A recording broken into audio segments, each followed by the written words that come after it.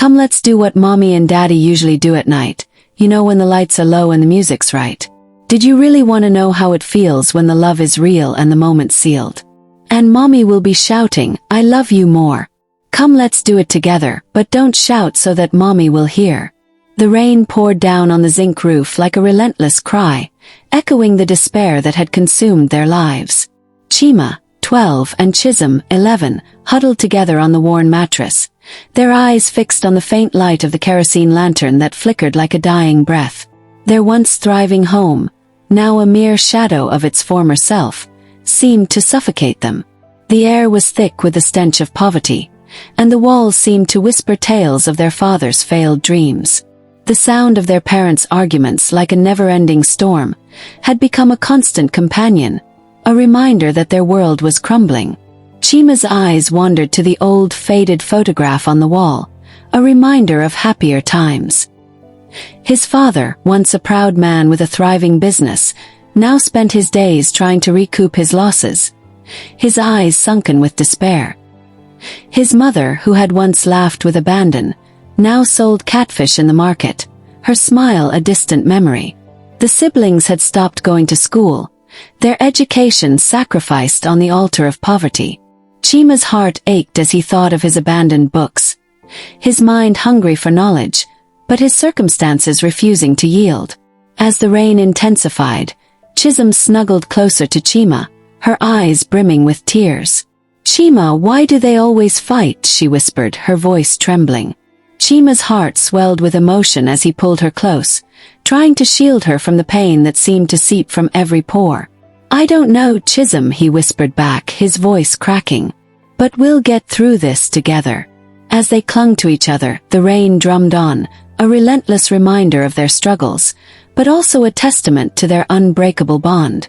In that moment, Chima knew that no matter what life threw their way, he would always be there to protect Chisholm, to shield her from the storms that raged around them. And as they drifted off to sleep, the rain slowly receding into the background, Chima's heart held onto a glimmer of hope, a hope that one day they would find their way out of the darkness and into a brighter, more loving world. The rain began to ease, and the sound of frogs croaking filled the night air. Chima turned to look at Chisholm again. She was fast asleep now, her face peaceful. He envied her ability to escape into sleep so easily. He wished he could do the same, but his mind wouldn't let him rest. He thought about what life would be like if they had a better home. Maybe their parents would smile more. Maybe they would have family meals and laugh together like the families he read about in his school books. Maybe they wouldn't have to sleep in a damp room that smelled like old water and kerosene. Chima closed his eyes and tried to picture a better life, but the images always faded too quickly. The reality of the small, damp room always pulled him back. The weight of it pressed down on him like an invisible button he couldn't escape. The night passed slowly. The rain stopped, but the chill remained. Even in his dreams, the room stayed with him, his prison disguised as home. The next day was quiet. The rain had stopped, and the sun cast a pale light over the compound. The air was still damp, and tiny droplets of water clung to the leaves outside the window. Chima and Chisholm went about their morning routine, washing their faces, sweeping the floor, and tidying up the little space they called home. Their mother, Neoma, had already left for the market, but before she left, she told them there was no food in the house and instructed them to meet their father, Uchenna, at his favorite bar. But when they got to the bar, Uchenna was nowhere to be found. The bartender told them he hadn't seen him all day. Chima and Chisholm walked back home, their stomachs growling with hunger. The house was eerily silent, but Chima preferred it that way. Silence was better than the sound of fighting. He and Chisholm moved around carefully, as if they were afraid of waking up the walls.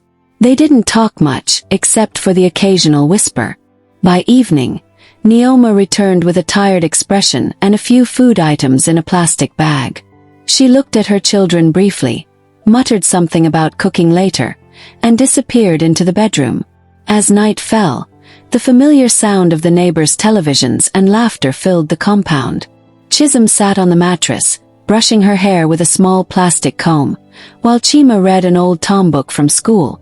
The pages were worn, but reading helped him escape the world around him. Just as Chima was beginning to lose himself in the story, they heard the front door creak open. Uchenna had returned. The strong smell of alcohol followed him into the house.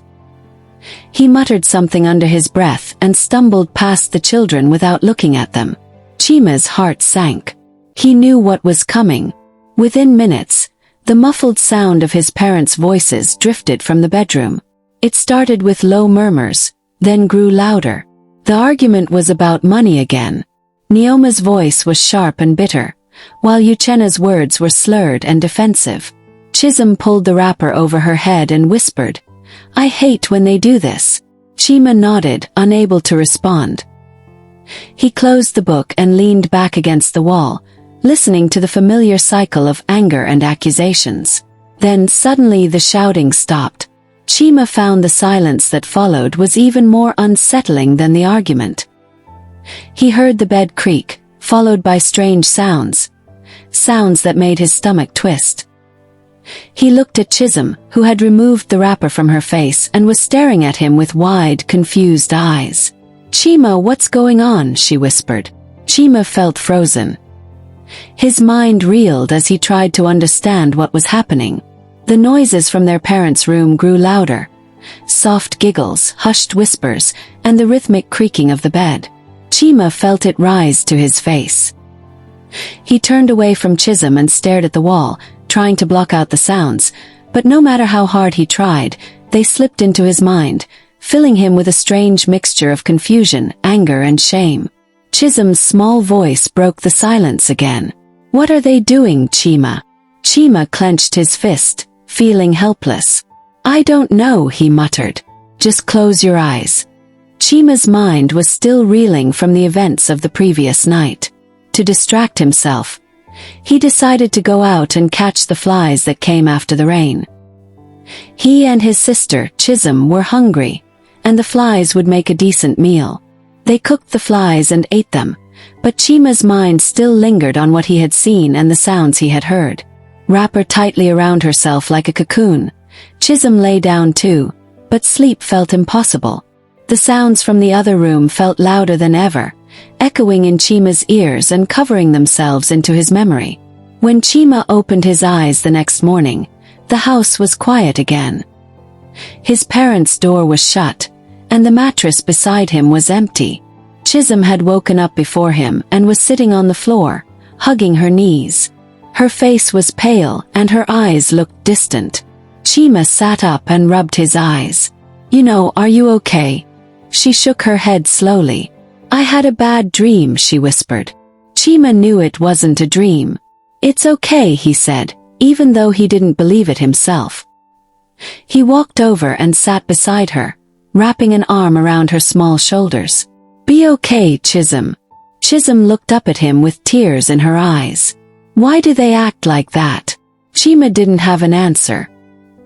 He felt the same questions burning inside him, but there were no words that could explain it. Instead, he hugged his sister tightly, hoping that somehow his silence would be enough to comfort her. The things they had seen and heard were things children should never have to witness. Yet, they carried those moments with them like invisible scars that would take a long time to heal. Chisholm looked up at Chima with a curious expression. "Chima, do you think marriage is sweet?" she asked, her voice barely above a whisper. Chima was taken aback by the question. I don't know," he stuttered. Chisholm's expression turned serious. "Because I never want to get married," she said, her voice firm. "I don't want to fight and scream like Mommy and Daddy do. I don't want to be unhappy like them." Chima didn't know what to say. He felt the same way, but he didn't know how to express it. The night was unusually quiet. The frogs that usually croaked loudly after the rain had fallen silent, and the compound seemed still. The air inside the room was heavy, and the weak light of the lantern flickered as if it too was tired of burning. Chima lay awake, staring at the ceiling again. The images from the night before played over and over in his mind. The strange sounds, the way his father had laughed softly, and the way his mother's voice changed. It had all seemed so different from the usual fights. Beside him, Chisholm was caught up, her eyes closed, but her breathing was uneven. Chima knew she wasn't really asleep. She hadn't been the same all day. Quiet, distant, and avoiding eye contact. "Chisholm," Chima whispered. She didn't respond at first. Then slowly she opened her eyes and turned to face him. Chima hesitated, his heart thumping in his chest. He didn't know why he was thinking this way, but the thoughts were there, like an itch that wouldn't go away. "Do you ever wonder why they do that?" he asked, his voice barely above a whisper. Chisholm's eyes widened. She didn't need to ask what he meant. She knew. "I don't know," she said softly. Maybe it makes them happy." Chima stared at her, thinking, "Do you want to know what it feels like?" Chisholm's face scrunched in confusion. "What do you mean, Chima?" Chima shifted closer and lowered his voice even more. "Come, let's do what Daddy and Mommy usually do at night." Chisholm stared at him for a long time, the lantern flickering, casting shadows across her face. She didn't speak, but her small nod was enough. The silence between them grew thick as they gave in to their confusion and curiosity. The next morning, the first light of dawn streamed through the broken window. The birds outside chirped softly, welcoming a new day. Chima woke up first. He blinked slowly, unsure if the events of the night before had been real or just a strange dream. But when he turned to Chisholm, who was still caught up next to him, he knew it wasn't a dream. She opened her eyes and smiled at him. A small, innocent smile that made his chest feel warm and heavy at the same time. "Good morning."